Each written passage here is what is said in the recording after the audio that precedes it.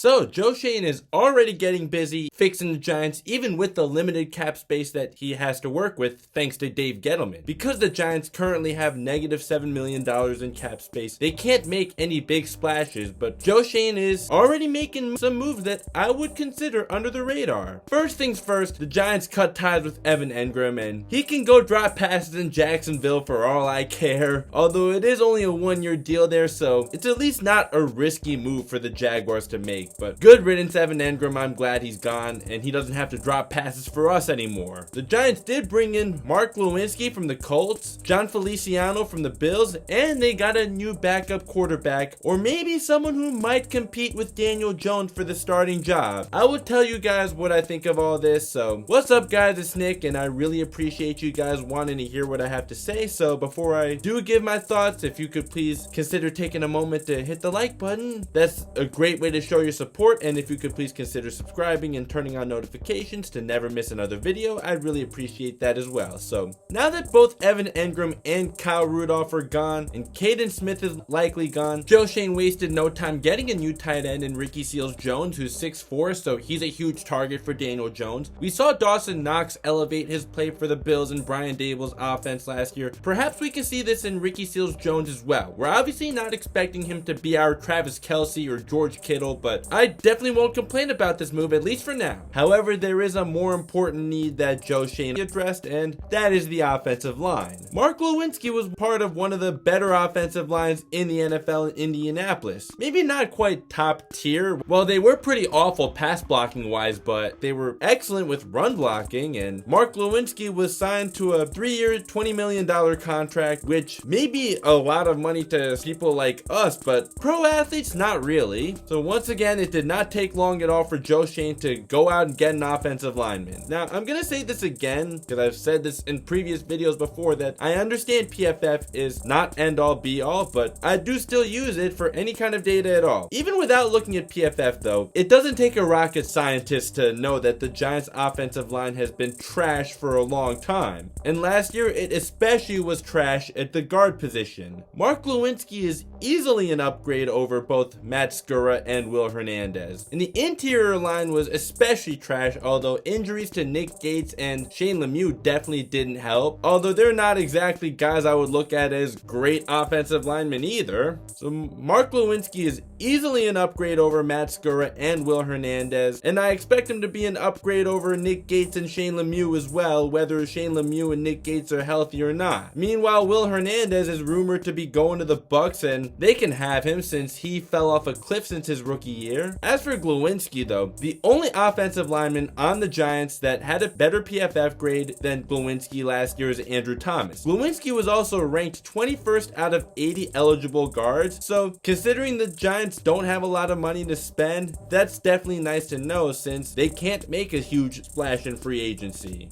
And also knowing that Glowinski was part of one of the better run blocking offensive lines, hey, maybe he could help Saquon Barkley have a career resurgence if Saquon Barkley stays. I probably shouldn't get my hopes up though, but either way, I'm glad to have the offensive line addressed while not spending a whole lot of money. Another good thing about Glowinski is the fact that he's very durable. He has not played less than 16 games in the last 3 years. Although addressing the offensive line did not just stop with Mark Glowinski, the Giants also brought in John Feliciano, who started 6 out of 9 games for the Buffalo Bills. John Feliciano may be listed as a guard, but the expectation is that he will play center. He even has experience at tackle, so it's nice to know he is versatile. But like I said, the interior line is the weakest part of this offensive line that's not very good, so I expect John Feliciano to be able to help out with that. Another good thing about John Feliciano is the fact that he has played in Brian Daboll's offense before, so he's very familiar with it. I think that he's best off as a depth guy, but him as a starter certainly won't be a terrible thing. And also I think that because he's not the most athletic guy, having him play center would be a good situation for him. Now I want to talk about Tyrod Taylor, the backup quarterback that was brought in, or maybe a guy that could be competing with Daniel Jones for that starting job for week 1, although I fully expect Daniel Jones to be starting week 1. If any team can speak on how important a backup quarterback is, it has to be the New York Giants, since Daniel Jones has not played a full season in the 3 years he's been in the league. Also, the last 2 years, we've seen some horrific perfect quarterback play when Daniel Jones was injured. Yes, the Giants won a game with Colt McCoy, but it was not at all because of Colt McCoy. Then last year with Jake Fromm and Mike Glennon, it was beyond embarrassing. In fact, even that is an understatement. It's a miracle that Mike Glennon and Jake Fromm even made it to the NFL because they are that bad. Tyrod Taylor is definitely going to be serviceable as a backup quarterback at the very least. As much as we want Daniel Jones to stay healthy for a full season, I don't think it's realistic to expect it at this point, so to have Tyrod Taylor play when Daniel Jones gets injured again, we won't see such horrific quarterback play from the backup for once, or at least we shouldn't expect to. What was really nice about when Eli Manning was the quarterback is the fact that back then, a backup quarterback wasn't really needed because Eli never missed any games. We can't say that anymore now with Daniel Jones as the quarterback. Tyrod Taylor is a seasoned vet and was the starting quarterback for the Buffalo Bills when they made their first playoff appearance since 1999 in 2017. That was the year before Brian Daboll became the Buffalo Bills offensive coordinator, so unfortunately it's not like Tyrod Taylor has experience in Brian Daboll's system, but still, the fact that he is a capable backup quarterback at all is nice to know. Tyrod Taylor does also have 2 seasons where he did throw for over 3,000 passing yards. And another great thing about this is the fact that as a seasoned vet, he could even be there to mentor Daniel Jones. Yes, Pat Shurmur was definitely there for Daniel Jones in his rookie year when Daniel Jones had his best season. However, I can't imagine Eli Manning not helping out Daniel Jones either. Eli Manning definitely had to do something with the fact that Daniel Jones was the most promising he's ever been when he was a rookie. So for Daniel Jones to have a veteran as his backup who can even be a mentor for him, I think that this could be really good for Daniel Jones. It may not make him the next Tom Brady or Peyton Manning or anything, but it can definitely help him play better at all than he has the last 2 seasons. Now there's also a few more moves I want to talk about, which is Sterling Shepard and Blake Martinez getting their contracts restructured, and both are coming off major injuries. Sterling Shepard always has been banged up, but when he has played, I've always liked him as a route runner with good hands, although he's not the fastest guy, but he's also a very good blocker for a receiver. He's the last remaining piece of the Jerry Reese regime, and I didn't think there's any chance that Sterling Shepard would stay with the Giants any longer, but here he is now on a restructured contract, although I don't imagine that he's going to play very much, if at all, this season because of his Achilles tear. Best case scenario, I imagine that he comes back in late November or sometime in December, although I don't expect the Giants to be playing meaningful football by then. As for Blake Martinez, yes, he was definitely quite a loss for the Giants when he tore his ACL early in the season, and it'll be nice to have him back. And also, ACL tears are definitely easier to come back from now than ever before. Hopefully he'll be able to come back strong. Now for the Giants to really make cap room, this may be a tough move to make because James Bradberry was elite in 2020, but then he took a huge step back last year, so it may be in the best interest for the Giants to move on from him as he's owed $21 million this upcoming season. So getting rid of him would save the Giants a lot of money, and hopefully they can make good use of that money that they would save up by getting rid of James Bradberry if they do. Oh, and one last move I want to mention, Robert Foster was signed for receiving depth, and he's a lot like a John Ross or Darius Slayton. They're fast but have trouble catching the ball. I just look at this as a really minor move, so I still expect the Giants to be a sub 500 team, but even with that said, because of their salary cap problems, it's very important that the Giants hit on their draft picks this year. They have 2 first-round picks. Let's please not mess this up. You have to draft an offensive lineman with at least one of those picks. Yes, I do see that Evan Neal is projected to be taken before the Giants are on the clock. However, there is still Ikem Ekwonu and Charles Cross. I do like that the Giants already improved their offensive line at all, but still, these 2 moves are not enough at all. But they also don't have the cap space to spend big this offseason. In that first round, you could also go with an edge rusher with your other pick, and hey, there's Kayvon Thibodeau. With that said though, it's really the later rounds in the draft that are really important. I mean, you better hit on your first round picks, but the later draft picks are where you really get your money's worth. Us Giants fans are fed up with the losing, so let's please not make it last that much longer. Get this draft right, and maybe by 2023, we'll see a product that we're actually proud of, something that we haven't seen in a while. Right now though, I do think that Joe Schoen is up to something good, but we still have to see it on the field. I know I could have talked about some more major moves like what the LA Chargers are doing, but when my team did something, yeah, I had to jump on it. So So I appreciate that you guys decided to click this video. If you're still here and haven't yet, if you want this video to perform well, if you could please leave a like, that'd be really appreciated. If you still haven't subscribed or hit the notification bell yet, if you could please consider doing that, that'd be much appreciated as well. Links to my social media are down below and I will follow you back.